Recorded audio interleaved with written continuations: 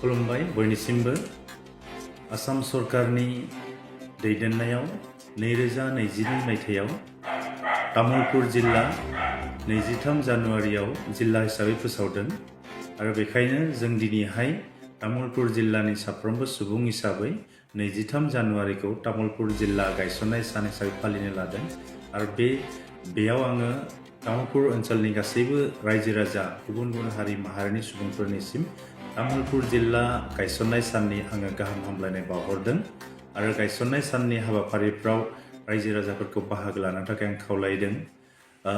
तामुलपुर जिल्ला गायसननायाव दिनैहाय गोबांथार बिहोमा होबोनाय जोंनि तामुलपुरनि बयनिबो अनजाथाव बिटिआरनि गाहाय मावफुं सोद्रोमा प्रमद बर' बिथांनिसिम आंनिफ्राय जों रोजा रोजा साबायखर बावदों। तामुलपुर समस्तिनि जानानै तामुलपुर जिल्लानि जानानै बिथांनिसिम साबायखर बावदों। लोगोसेनो आसामनि बयनिबो अनजाथाव जोंनि गिबि मन्त्रि डक्टर हिमन्त बिश्व शर्मा बिथांनिसिमबो जों तामुलपुरनि जानानै साबायखर बावदों। तामुलपुरखौ गंसे जिल्ला हिसाबै गायसनना होनायनि थाखाय दा दिनैनि समाव जों तामुलपुर जिल्ला जानाय लोगो लोगो जों बेवहाय गोबां जौगालु खामानिफोरखौ जोङो दिनै जागायनो हादों आरो फैबाय थानाय समफ्राव तामुलपुर जिल्ला हिसाबै आबुङै जौगानो थाखाय जों माखासे हाबाफारि आरो जोंनि अफिस बा गुबुन गुबुन बिफानफोरखौ जोङो तामुलपुर जिल्लायाव लाबोनायनि थाखाय लाहार फाहार खालामगासिनो दङ। जोंनि गोजोनथाव बाथ्रा तामुलपुर जिल्ला जाखांनायनि उनाव जों दिनै तामुलपुराव गंसे मेडिकेल कलेज मोनफुंनो हादों।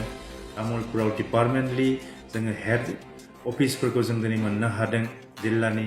लोगोसेनो जोङो दिनैहाय तामुलपुर जाखांनायनि उनाव जोंनि गिदिरथार जेंना कुमारिघाटानिफ्राय नयाबस्थि थांनाय जि लामा बाग्ला दालाङानो होन काला नदि दालाङानो होन बा गुबुन गुबुनफोर दिनै लामा दालां बेफोरखौ दिनै बानायगासिनो दङ।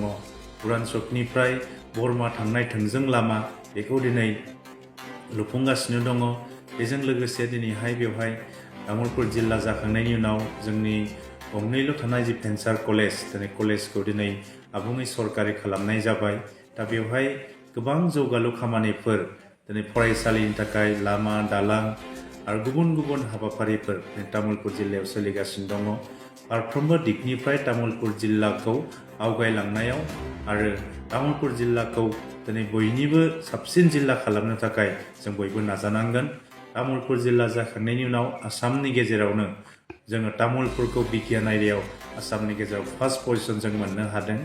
जायनि थाखाय आं तामुलपुरनि गार्जेन फोरोंगिरि फरायसा आफाद गुबुन गुबुन हारि माहारिनि लोगोसे गासैबो रायजो राजाफोरखौ साबायखर बावदों बे जाफुंसारनायनि थाखाय। आरो फैबाय थानाय समाव तामुलपुर जिल्लाखौ बयनिख्रुइबो साबसिन जिल्ला खालामनायाव जों बयबो खौसेयै नाजानांगोन बेखौ आं बयनिसिमबो खावलायबाय।